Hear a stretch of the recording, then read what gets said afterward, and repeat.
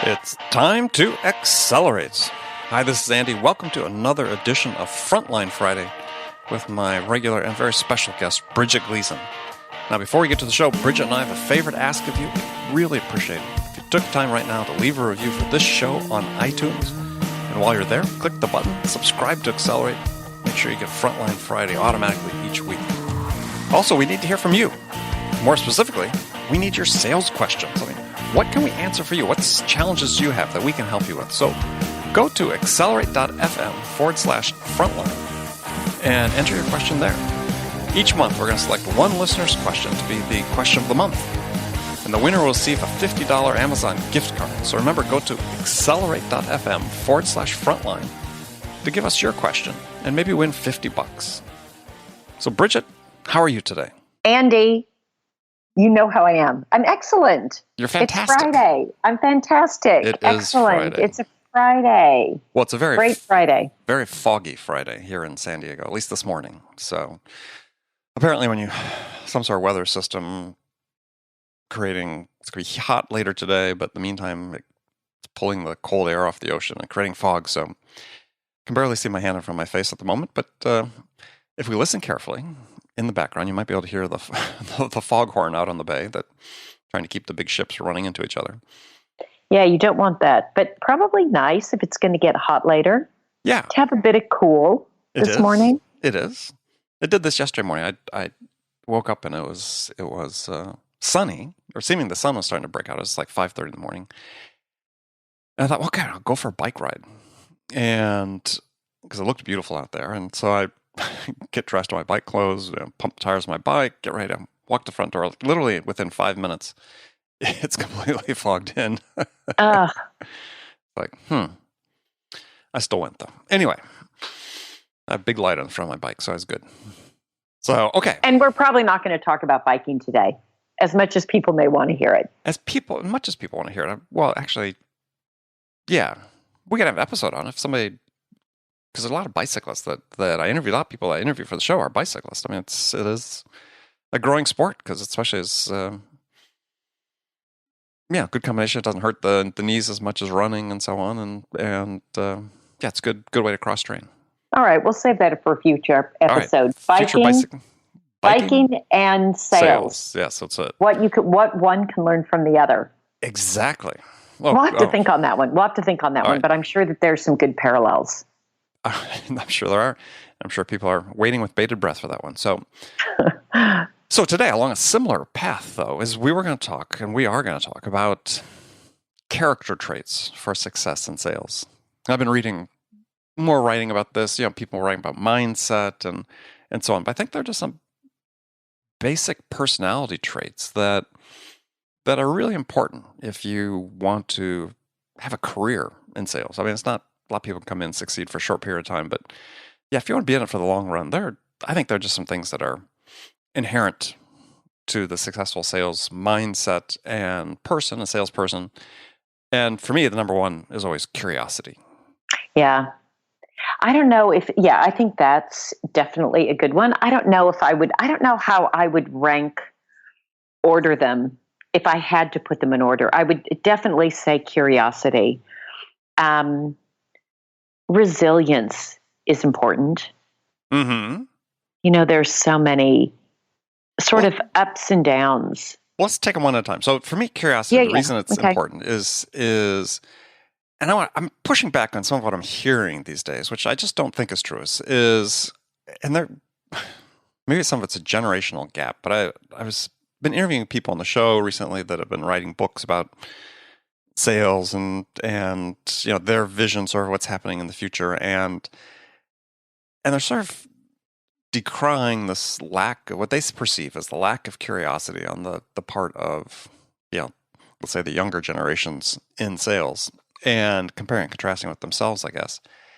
And I just don't see that, right? I mean, I don't see it as sort of a broadly, but I do see it in sales that there's a danger, I think, and this person I'm speaking to sort of brought out the same point, which was that we get people sort of 2, 3, 4 years in their career, they start experiencing some success, and they start getting a little complacent in terms of, they know everything. I know how to do this. And to me, that is sort of an important inflection point, that the people maintain their curiosity. They don't get sort of self-satisfied because they understand, sales to me is like, I don't know, I'd use the analogy sometimes like golf, right? People say you can never perfect your playing of the game golf. You can only hope to, improve, keep improving. And sales is the same way. I don't think you can ever be perfect, but in a desire to continue to learn about products you sell, the customers you serve, how people make decisions, how you can do a better job of engaging, interacting with people. There's lots of things to continue to learn, not just through experience, but through reading and listening to podcasts and so on. And in my experience, the people that continue to sort of maintain that freshness of curiosity are the ones that A, have a long career, B, have a long successful career. Yeah, I agree. It's one of the things I think that I've always enjoyed about sales is there's an opportunity and a requirement to keep learning. You have to.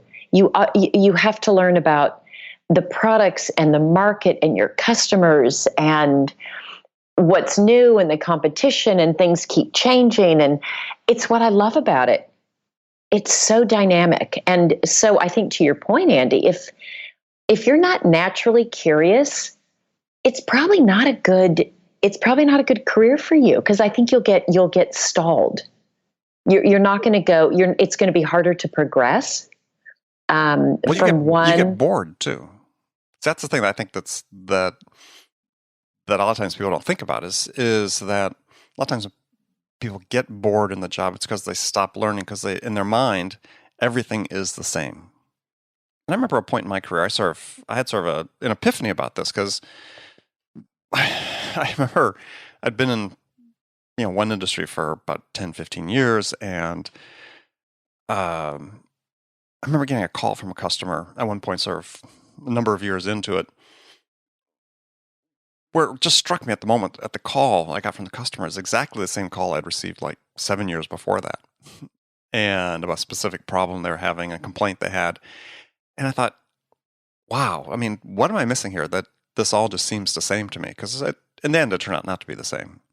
But if you just aren't continually sort of reevaluating what's going on and acknowledging the fact that things are changing, I think you get bored if you're not curious. God, I used to tell my sons when they were little, and they'd be like, "Mommy, I'm bored. And I said, you know what? Bored is your problem. Nobody can solve the boredom is an internal mental problem that only you can solve. Mm-hmm. Like, you've got to be the one that's looking for ways to learn and expand and extend. And I think that is like the situation you gave. At first, you thought, oh, it's the same. And then you realized, actually, it's not the same. And I think it is really I think it's a very, very critical skill for sales, that you do have that mindset, and it's something you enjoy. And maybe everybody doesn't, Andy. Maybe everybody doesn't. Maybe everybody, we're not all the same.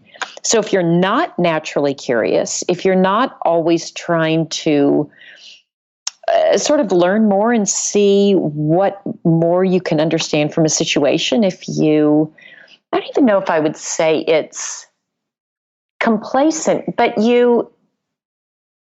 how you get satisfaction out of a job is different.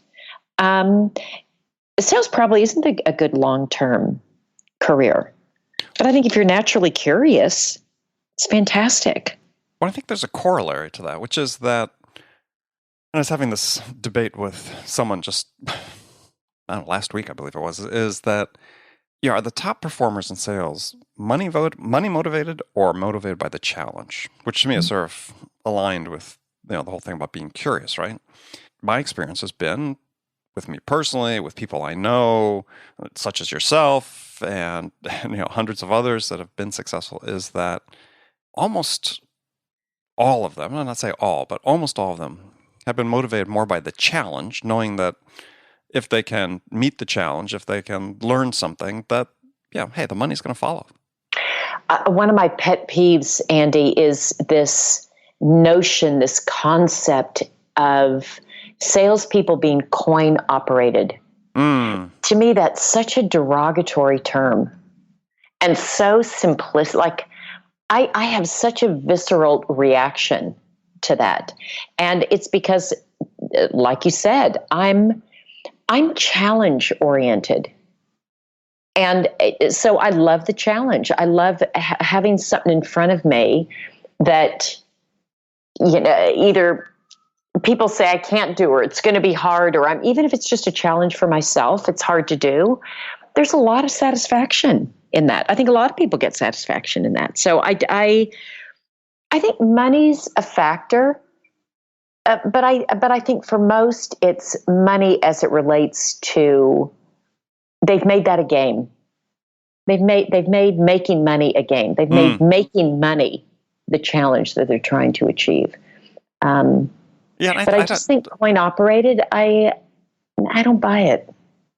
Yeah, and you think about managers that still hire people based on the fact that they think, they're money motivated. And it's like, yeah, that really strikes back to the old days, right? And you and I have spoken about this before, is where hiring managers for new salespeople used to put a huge pressure on them to go buy a new car, right? Because they wanted to make sure they had payments. They wanted to make sure they had payments, so they had to go make money to make their car payments. And it was endlessly frustrating to my first boss that I was driving this old beater that he just hated seeing it in the parking lot for two reasons. One, because he didn't want me driving it to customers' offices, and two is, even though the beater, it was old, the car was 13 years old, but it was in mint condition. But nonetheless, it was a beater. Old. Yeah, and he didn't want me driving it to customers because he always thought, hey, if a customer sees you drive up in that, they're going to think you're not serious.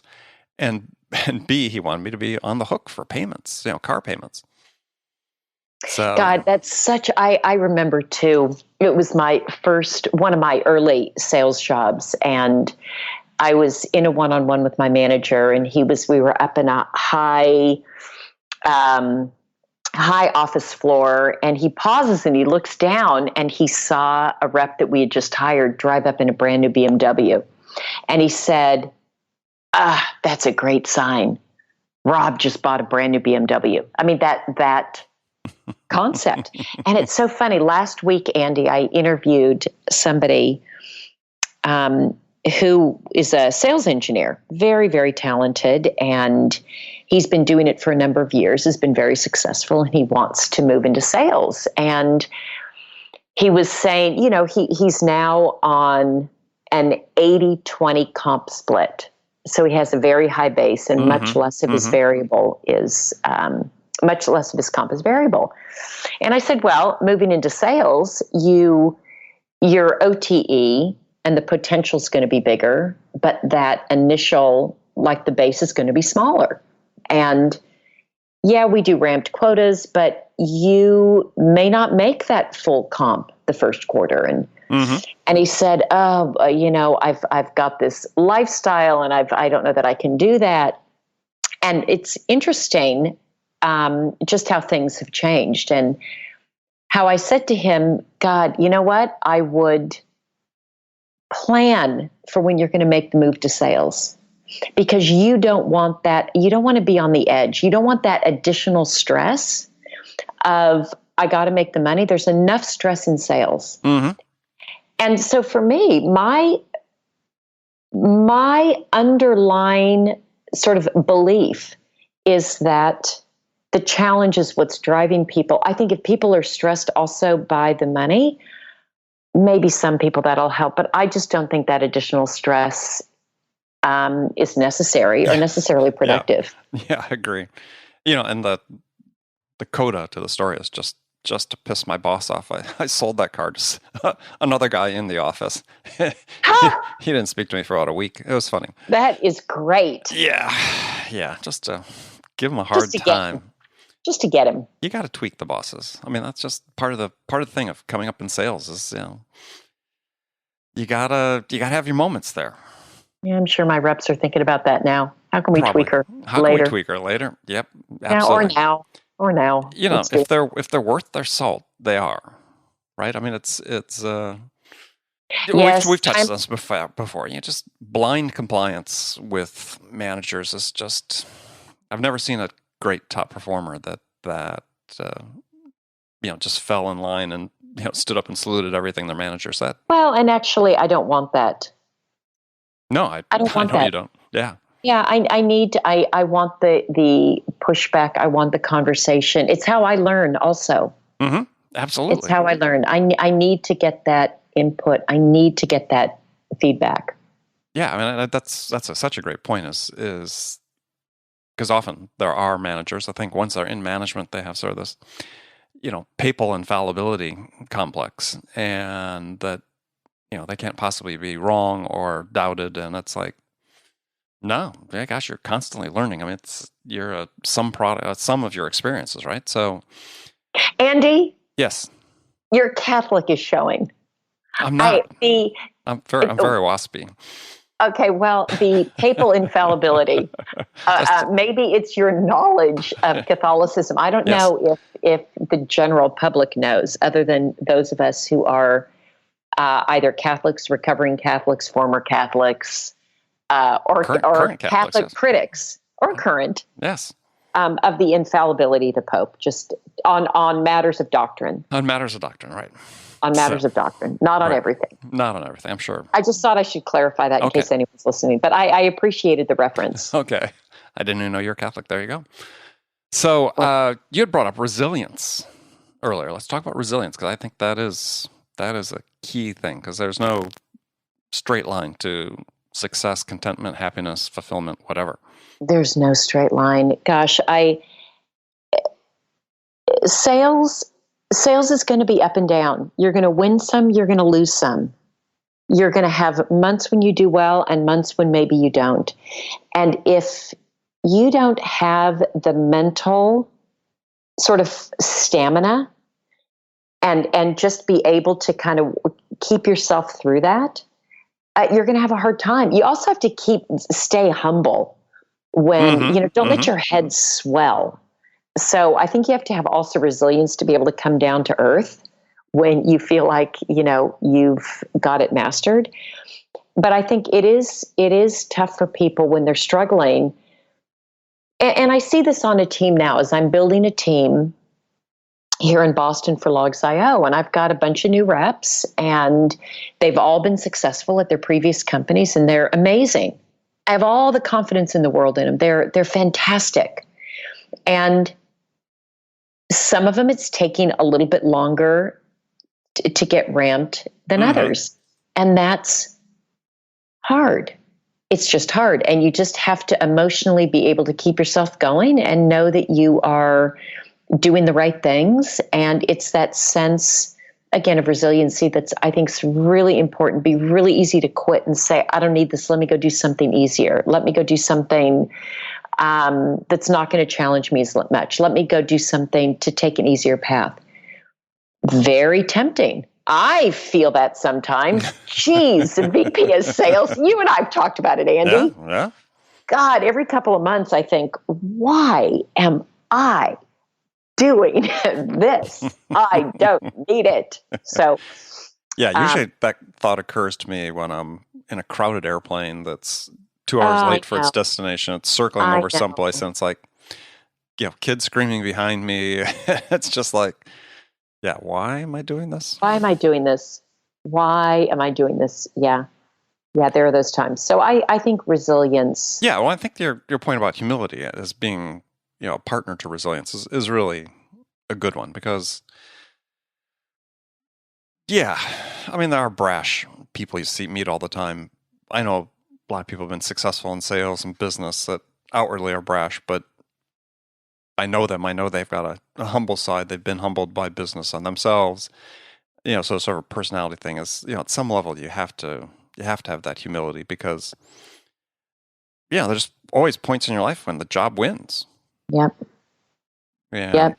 And you got to, be able to go through that. And that, called to mind that one of my favorite quotes, which we've talked about once before on the show. I know that from actually an American philosopher and theologian named Paul Tillich, who said that, and I had this on my refrigerator at home for years and years and years when I was earlier in my career, which said the awareness of the ambiguity of one's highest achievements as well as one's deepest failures is a definite symptom of maturity.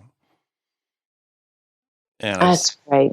It's just great guiding words for anybody that,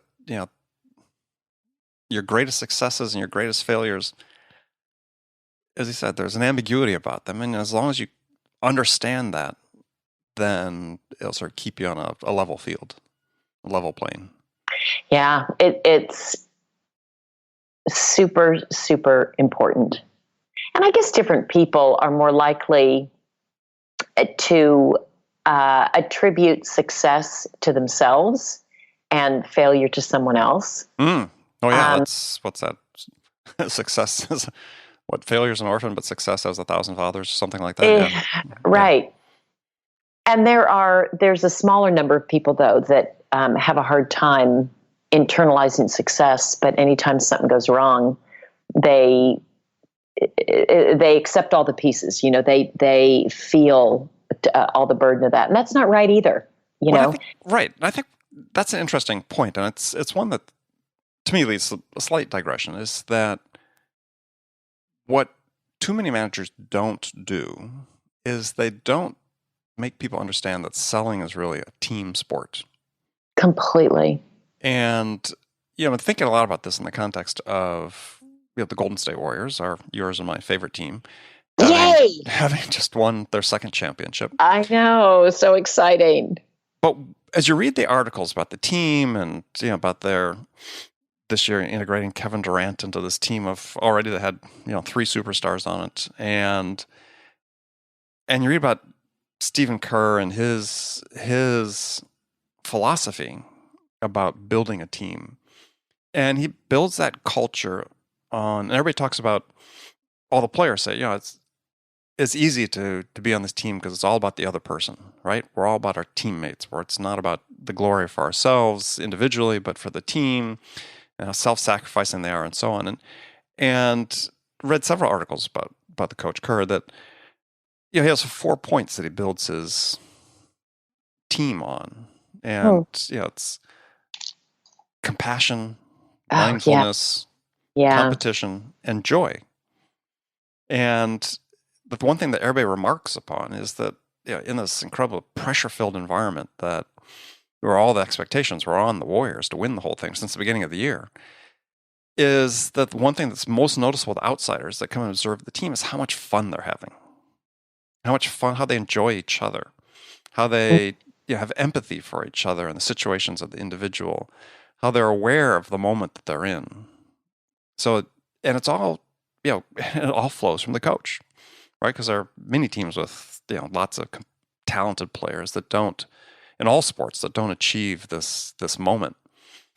And so you think about that is how many managers really focus on building a team culture. Talk about mindfulness, talk about empathy and compassion for not just the customers, which talk about empathy for the customers, but for their coworkers, and what that means in terms of their ability to succeed, and understanding that, I got the sale, but I only got the sale because everybody pulled together to make it happen. I aspire to that, Andy. Of all the things that I care about, it's my team and building a team. I aspire to that. In fact, I'm going to talk about that at our team meeting on Monday. Thank you for that. I really appreciate you giving me material for that. But that's what I'm here for. But the key word is team, not I'm sorry. I was just going to say a team, not a collection of individuals. A lot of times people think a team is a collection of individuals. No, it's a team that works together to achieve an end. Well, and it's one of the things that I was going to say for sales for me, that's a requirement, is that team orientation. Mm-hmm. Because I think an individual success is largely related to the success of the team. And so if you have a team orientation, we can do more. Right. And I would say I feel so proud of my team at Logs.io. I feel so proud of them because they are these things that you mentioned that Steve Kerr talked about, the compassion, the joy, the fun. the mindfulness. We're definitely trying to build that here in this Boston office, and we really care about each other. And we say every week, we win as a team, we lose as a team. And I see them demonstrate that to one another every single day. How they're helpful, how they're selfless, how they want everybody to win. They want to win too, but just what I experience and how I see them work together, I feel so privileged to be included. I feel so privileged to be a part of it. Mm-hmm. Well, and it's what makes it worthwhile. Yeah. Well, I think that's absolutely right. As a manager, that's so critical.